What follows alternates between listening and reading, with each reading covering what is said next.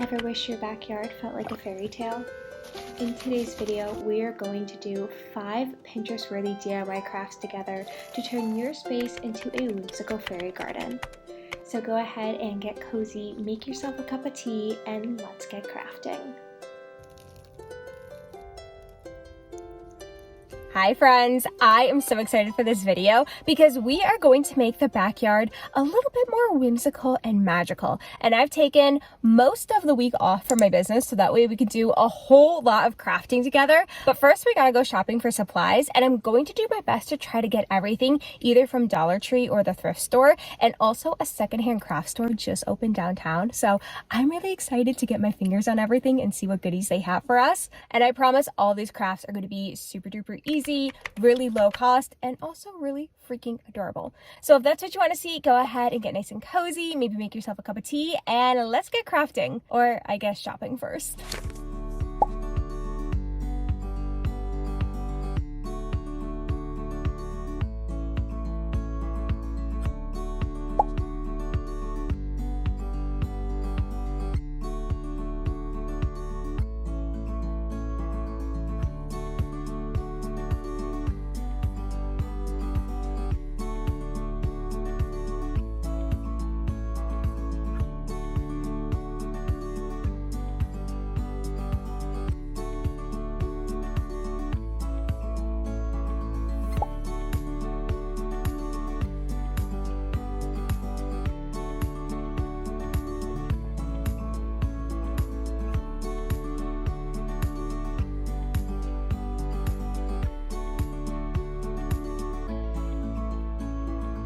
Just got so lucky. That was the last 10-pound bag of concrete. All the others were like 40 pounds, which is a little bit of overkill. We do not need that much for the craft we're going to do.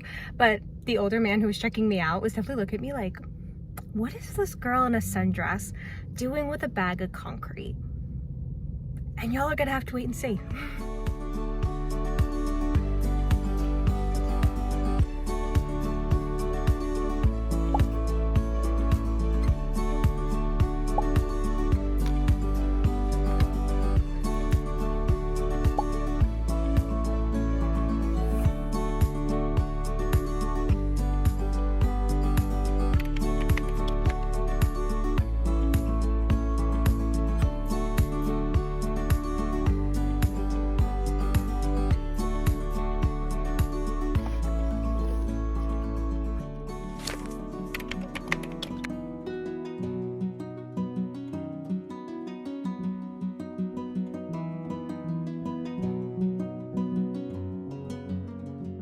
Now that we've gone thrifting and foraging, we can finally get to crafting. And our first one is so stinking cute and also really practical. We're going to be making a little bug hotel, bee barn, pollinator paradise, whatever you want to call it. I saw one of these a couple months ago at a garden center for over $30, and I thought I could make that for a lot cheaper and a lot more whimsical. So all you need for today's craft is something for the structure of your bug hotel. I'm using these little wooden crates that I got from Dollar Tree a while ago. You could also use the wooden trays they have there, a shoe box. You could build your own if you're really handy. But what's really important is what's inside of the home. So you want to start collecting little tubes and stuff, like these ones that I took from my dog's poop bags, or toilet paper rolls, paper towel rolls. You could even use like pine cones that you find in your yard. You could take different branches and logs and drill holes in them so they can live in that, which my wife did leave me the power tools today. So we will see if we use them. And then whatever you want to decorate it with. So of course I have some handy dandy moss. I have paint. I have cute little trinkets also from Dollar Tree. So we're gonna make this really stinking cute. But let's finally get to crafting. So to get started, I built the structure of the bee hotel. So I stapled the 2 boxes together and then figured out how to attach the roof, which the answer is always super glue, and then made some little, I guess you would call them shingles. I don't know what actual term you would use for what I created out of these little shims of wood.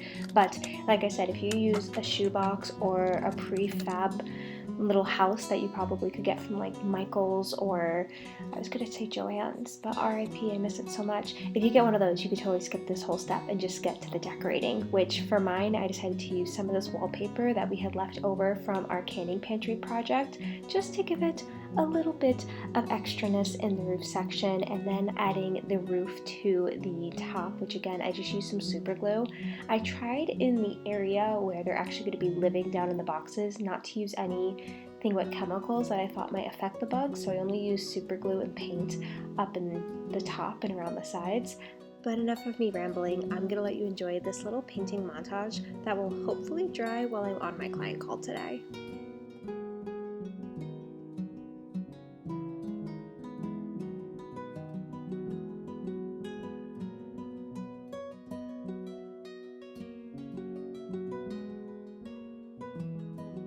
Okay, my client call is all done, and that was such a good conversation on letting go of perfectionism and allowing our authentic, vulnerable selves to be seen online, because people are so sick of like this picture perfect Instagram aesthetic. Like, we want the real messy parts, and I think that's where the internet's headed. But anyways, enough of that. Let's get back to our bug hotel, bee barn, pollinator paradise. I really don't know what I'm going to call it yet, but I'm going to make a cute sign for it and also decorate the crap out of this, because we need to get mossy and messy up in here and make it a lot more whimsical. So let's get to it.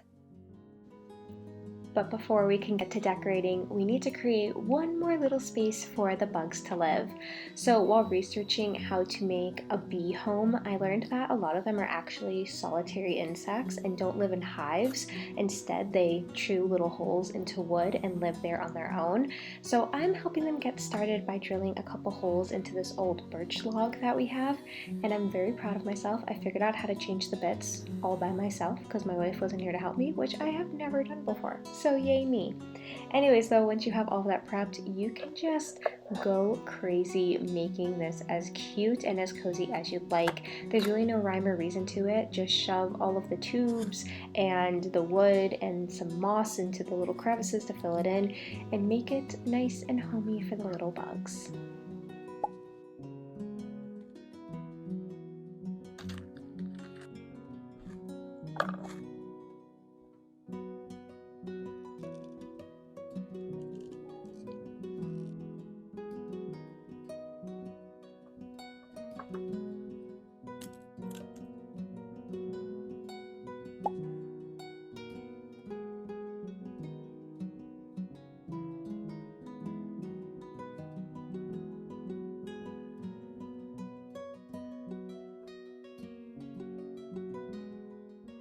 How freaking cute is this? Oh my goodness. I can't believe how adorable it came out. And it was so easy and so cheap. Like, I think I only actually spent maybe $2 for each of these crates. And then the moss I already had lying around, the paint I already had, these random pieces of wood were just in the workshop. The pine cone was obviously free from outside. Toilet paper rolls, poop bag rolls. Like, this was such a cheap and cute project. And I think it's ready for the bees. So let's go find the perfect place in the yard to go place it and see if we have any visitors.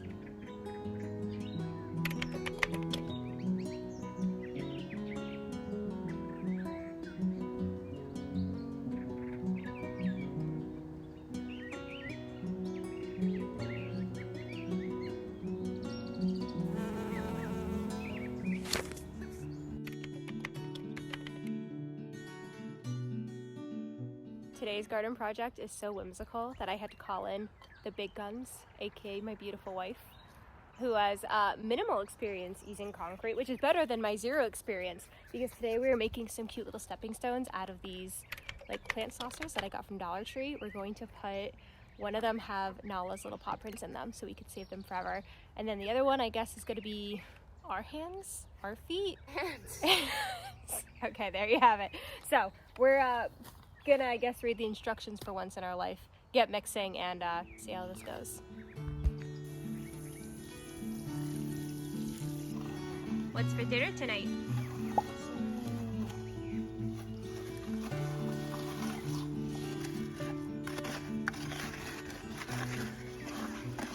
While she keeps stirring, I'm going to lube up our stepping stone trays so that way the concrete hopefully slips right out of them. Oh, this is not the sensory experience I wanted today.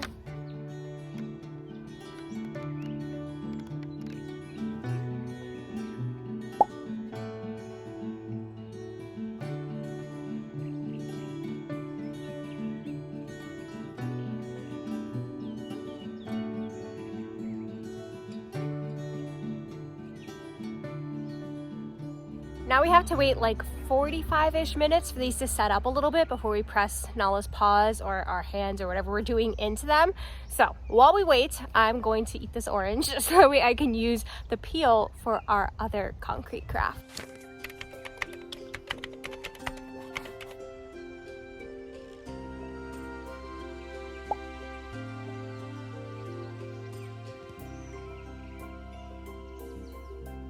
So I saw some people on Pinterest just pour concrete into some eggshells and orange peels and then shove a little stick in it as it dries and then paint it to make it cute mushrooms for their garden. So that's what we're gonna do with the leftover concrete. And again, fingers crossed that this comes out really stinking cute. And if not, I literally used compost. So not really losing out a lot here if it doesn't work.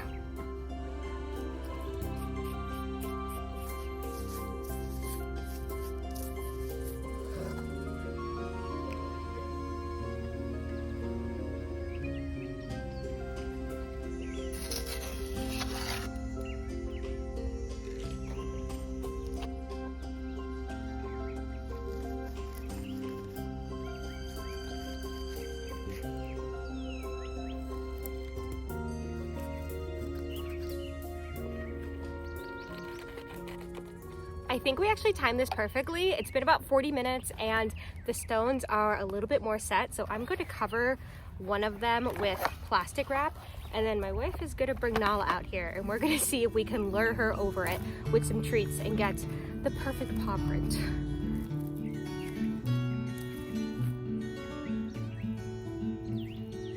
Are you ready to give us your little paw prints for some French fries? Good girl. Good girl. Look at those beans. You're doing such a good job. We're so proud of you. Oh, and lift.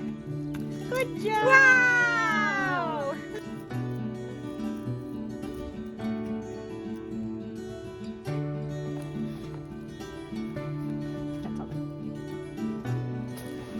And up.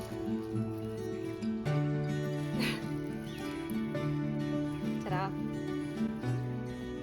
So we actually ended up having enough leftover concrete to make a third stepping stone, so I decided to take some ferns from our back garden and hopefully imprint them into it, kind of like the walkways at Disney's Animal Kingdom. If you've ever been, they have a bunch of leaves and like animal tracks all over them, so I'm gonna try to do the same and hopefully this fern frond lifts out perfectly and we get a really, really cool stepping stone.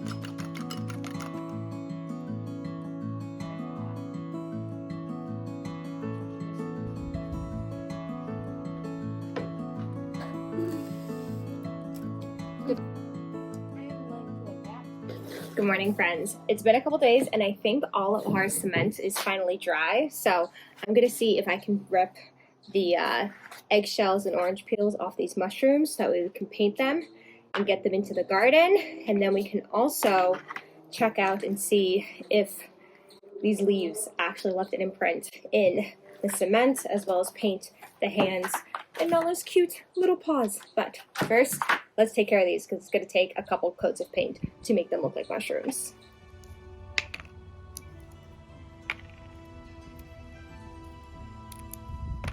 So if I were to do this craft again, I would probably also lube up the inside of the eggshells just to make them easier to remove. I did eventually get this little like pimple popping tool from my makeup set, which helped save my nails, but I will say the orange peel did come off very, very easily, but it was more wrinkly than the egg. I think I like the appearance of the egg mushrooms more than these, but these were definitely easier to peel off.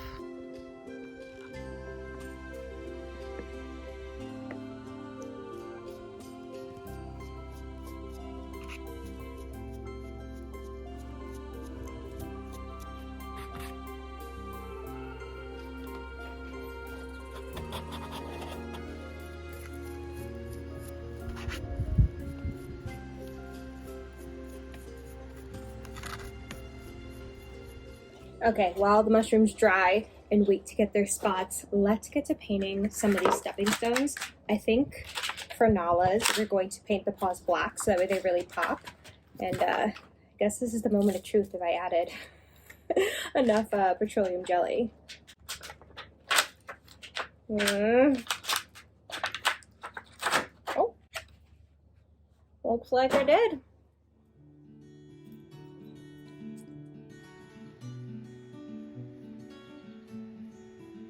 And get ready for my big mistake in 3, 2, 1.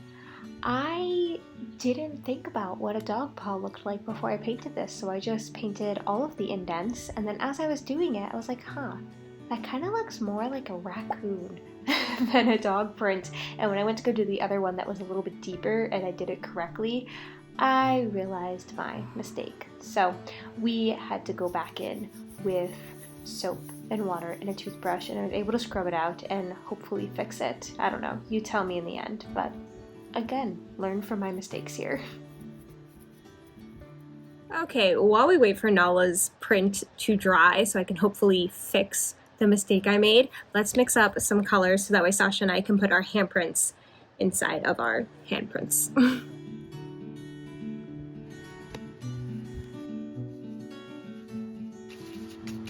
Slight glow. Yeah, make sure you get the thumb and the pad good. Nice. You're doing a great job. Yeah. Okay, ready for the grand reveal? I'm scared. In 3, 2, 1.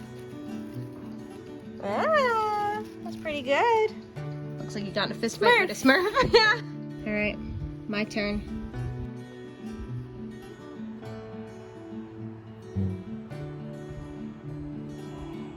Three, 2, 1. Barely pink.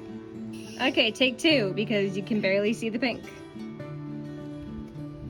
You're just trying to hold my hand. Yeah. Better. Okay, we're getting there. All right, the stepping stone I think we're both most excited for. This fern, which, let's see if it actually got off a little, what are these called, fronds? That came out so good. Wow, some good shit.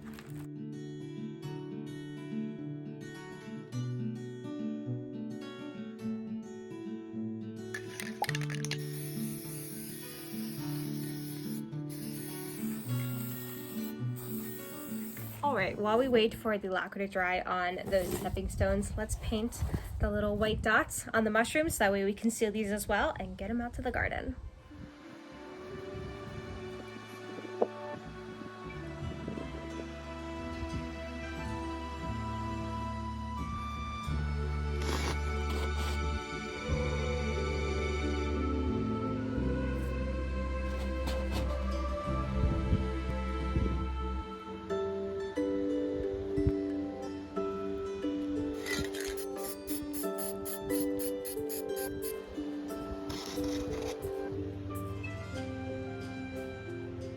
All right, now that these mushrooms and stepping stones are dry, let's find a place in the garden to put them and maybe give you a little bit of an update because we planted all this stuff together about a month and a half ago now and it has grown quite a bit. So let's get whimsifying it and also talking about how everything's doing. Let's get started over here first with our biggest garden bed. This one is full of our garlic, which I've already pulled a couple of them. They still need more time for the, I guess you'd call them leaves to turn brown, which forms the skin around the bulb. But those are getting really, really close. Probably next week I'll harvest them. And then our Roma tomatoes are beginning to blush, which means it's almost sauce season. And then in the back, we have a couple pumpkins started. So I'm hoping to get some jack-o'-lanterns we can carve this year. And you'll also notice there is one mammoth sunflower left out of the 5 that I planted. The rabbits absolutely ravished this bed, ate down my slicing tomatoes, all of my lettuce, basil. They went to town. So we've made this fence out of some post, and I believe this is chicken wire, but it seems to be keeping them out. So we made it for this bed, our kitchen garden, our back garden. Everything's protected now. Nobody has broken in and eaten anything, luckily, but it's definitely disheartening as a gardener to see all your hard work disappear overnight. So fingers crossed we get a harvest soon, because this has definitely been a patience game this year. Also, we gotta take a second to talk about this massive marigold. It's called a golden Goliath, I believe. And this is just one plant. One plant, it's like the size of the tomato plants. Also, I got these nice little fairy lights from my sister for my birthday, and they add the perfect touch of whimsy over here. Now, before we head over to the kitchen garden to talk all about the tomatoes and peppers over there, as well as place all of our little mushrooms, I wanted to try to get this stepping stone situated somewhere in here, because these little rocks are actually really freaking painful to walk on every day, and it actually hurts a lot to crouch down like that. So anyways, I'm gonna find a spot here where I can dig this down and level it in, so that way I can jump from that patio to the stepping stone and onto the grass and not hurt my feet every day, because dang, these rocks suck.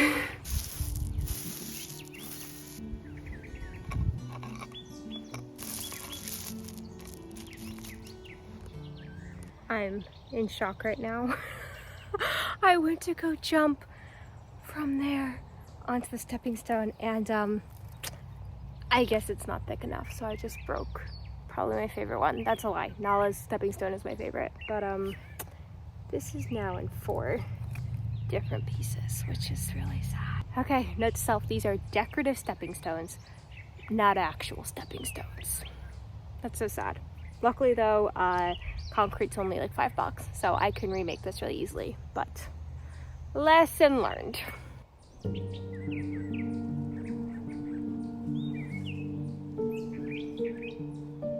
Well, now that we know that, I'm not going to place the other stepping stones until I have a spot in one of the gardens where they're not going to be stepped on and will survive forever instead of cracking instantly. But let's place these cute little mushrooms in the kitchen garden and talk about what is growing over here.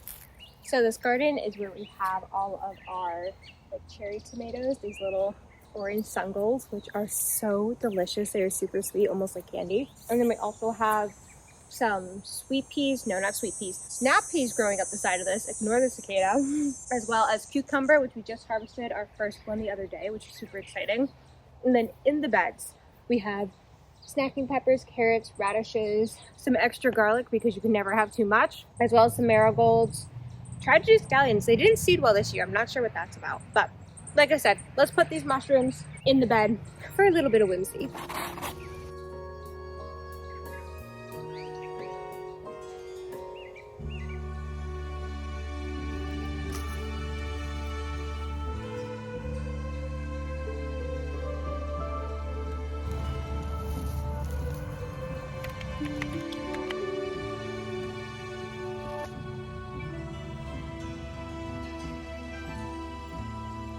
These little mushrooms came out so cute, and now I want to make like a million more and put a ton in all of the gardens, which I might just do because it was super easy. And like I said, I had to buy more concrete to make a new stepping stone because I just broke one, so I might as well buy the 40-pound bag and go absolutely crazy, right? Like, that's the next logical step here.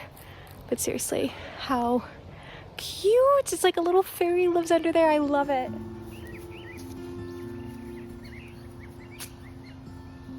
Now as we head to the back, we could take a little stop to check out the middle garden, which is just exploding with color and growth. Like, I can't even walk through this path anymore, but that's fine. The pollinators are happy, and oh my gosh, there's a hummingbird. Do you see it on the bee balm? Oh, that is pure magic. Anyways, what I was going to show you is the mushrooms that we made together last year in our whimsical fairy garden video. part 1 are still holding up really, really well. And I will link this somewhere if you want to make your own, but it really was like a $2 craft. And they are so stinking cute. And we've made it to the back garden, which this might be the last year this is here because unfortunately the trees have grown so much in the past 6 years since we set this up that this only gets like 5 hours of sun a day. And you can definitely tell, like our zucchini, our summer squash, our butternuts, our peppers, none of them are as big and abundant as they should be. The beans are doing fabulously and the brassica bed is real happy with the bit of shade it gets, but sadly, we might have to move what is our biggest garden. And a couple years ago, I said was my dream garden, which it is. I love the arch. It's absolutely gorgeous. Just, this is no longer the best place for it, sadly.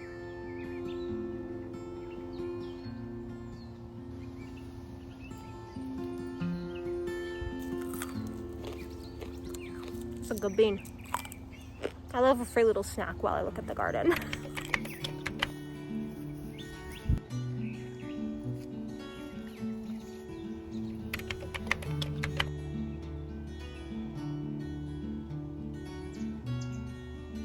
I can't believe I almost completely forgot about the giant mushrooms we made out of the orange peels. So I think I found the perfect spot over by the greenhouse and some of the flowers. But first, we got to talk about these potatoes because I think it's one of my favorite things to grow now, other than the garlic because it's so simple and I use a ton of it. But these potatoes, last year we got £1 per plant just growing them in these 5-gallon bags. And also look how cute the little flowers are. So I already harvested our first bag of them the other day and it wasn't as prolific because it never actually flowered. I think the plant just kind of died off. Anyways, let's go find a home for these little mushrooms.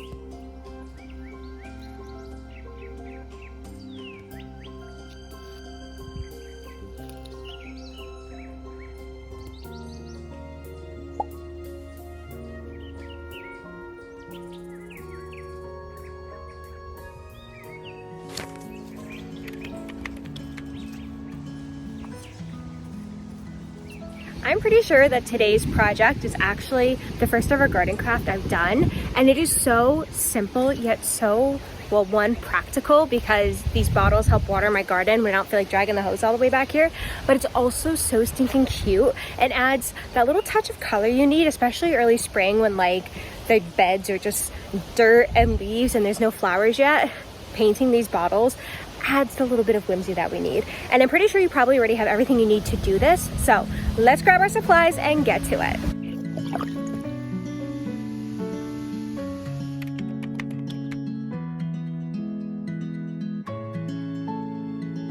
Well, I was planning on painting outside today, but it is so windy and I think it's about to rain. So we are going to do our little craft in the kitchen today, and I'm gonna put some newspaper down before I get paint all over the counter and my wife gets mad at me. But I wanted to share, if you don't use this watering system in your garden with the wine bottle and the terracotta spikes, there's still so many other ways that you could use paint to add a little bit of whimsy to your backyard. Like you could paint some rocks and use them as plant markers in your garden. You could paint mason jars and then put a solar light in them to do some lighting at night. There's a ton of ideas and I'll put some up on the screen for you that I found on Pinterest. But I'm gonna get started with this, and I think I'm gonna do little bumblebees because the other two that I have are mostly flower things. I have this guy here, which is a sunflower, some little pink, we'll call them wildflowers, poppies, and then a lavender, and then this bottle. Let's see. Oh, I do have a bee on here. I forgot. I painted that on there a couple years ago, which I am shocked at how well these have held up. Literally the only place paint is chipping off is at the very end where it goes in to the terracotta spike. The rest of it has held up so well with just a little bit of this clear lacquer. So that's my plan again. But like I said, this one just has some flowers and a little motivation for the plants. Grow, damn it. So I'm gonna go with a bee theme for this bottle. The other thing to keep in mind is that you need to paint your design this way because this is how it sticks up out of the garden. So let's get to it.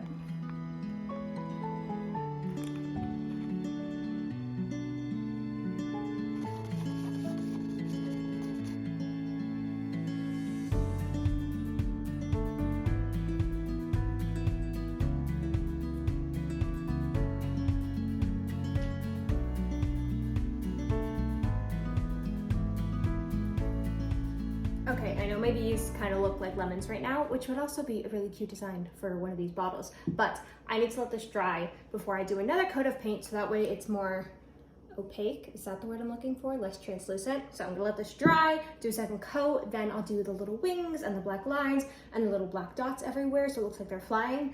And then we have to wait again for it to dry before I can hit it with this lacquer. But as you can see, this craft is relatively simple as long as you have a little bit of patience.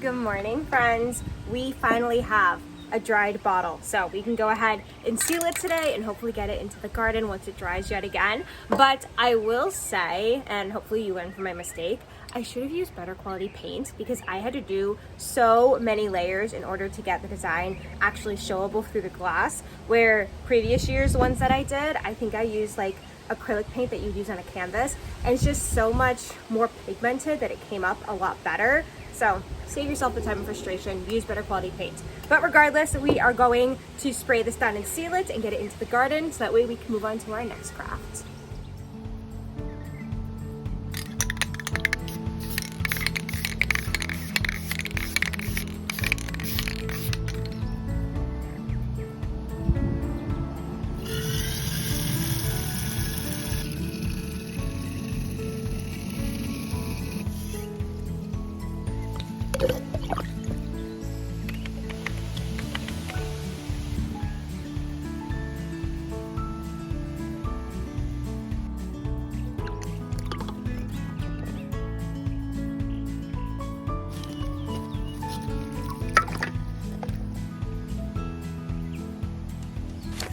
Of course, I saved the cutest craft and somehow also the easiest one for last, but I did not pick up supplies for that yet. So, off to the hardware store for that and maybe some coffee.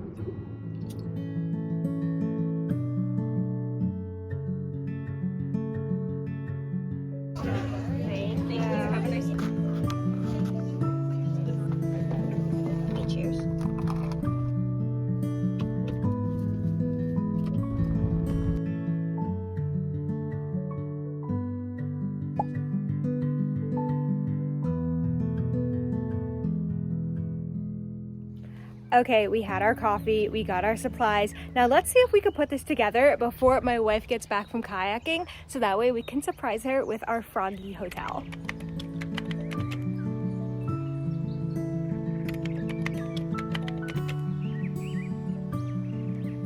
Now, you may remember last year we used this giant tub to make our patio pond in our first edition of this Whimsical fairy garden makeover. And it worked really well. It was adorable. I loved the plants in it, the little fountain. The problem was the frogs didn't seem to like it, which was the whole reason we put it together, because the frogs live in like these railroad ties here between the cracks. So we thought they would love a pond over here. And I think we got one visitor literally the very last day of the season, right before we had to drain it because we were about to get a freeze. So I'm hoping that the frogs will enjoy this froggy hotel a little bit better. So, like I said, I have a giant container here. I just poured some sand in the bottom to help stabilize everything. We shove these PVC pipes with the little elbows on top into there, which, by the way, you can get the label off, like the red and black ink you saw, using some nail polish remover. So now they're nice and clean and white. Yeah, I'm just gonna stab these in kind of cute. I have some propagations that I took from my monstera and pothos plant inside, and as well as some cute little trinkets from Dollar Tree to make it, of course, whimsical, because it's me. So let's put this together and see if we get any friends this year.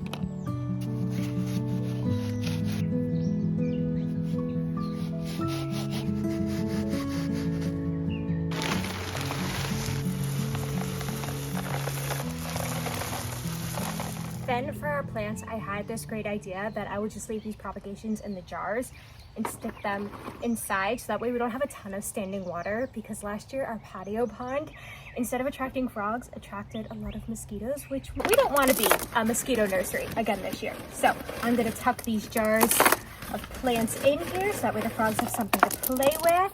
And then I need to find a little dish so that way we could put our fountain in here, which this was probably the best buy of last year. It's a little solar fountain that's going to make it so whimsical and cute, especially at night because there's like a little light show. So I'm gonna finish filling in all these rocks. We're gonna put our little decorations in, and I'll see you at the final reveal.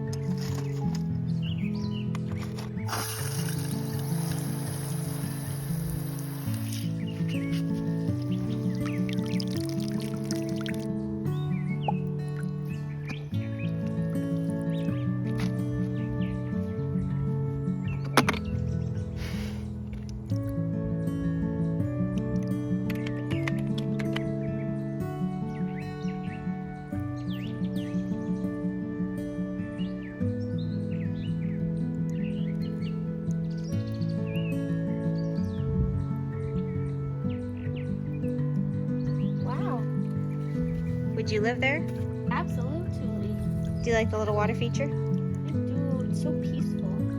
I think the birds will like that a lot better too. Yeah.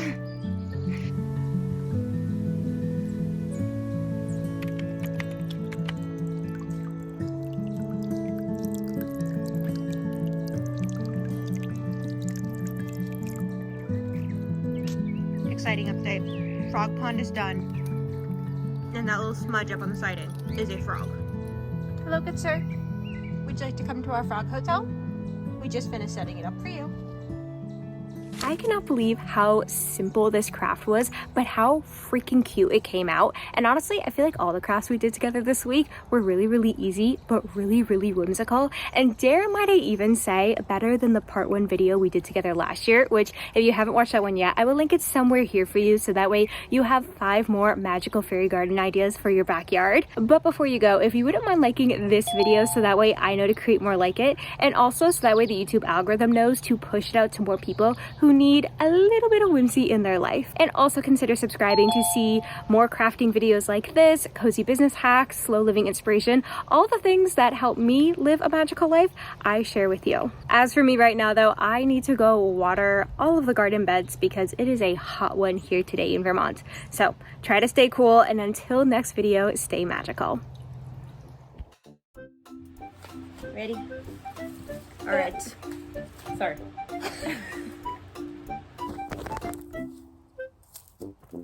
Bug just flew up my sleeve. Real forward. Come on. Just like go around. Okay. Okay, so close. Oh, you're being cute for the camera. Well, don't look in the camera after kid. No. This is a hidden camera show. Oh. Do you think this is The Office? Like,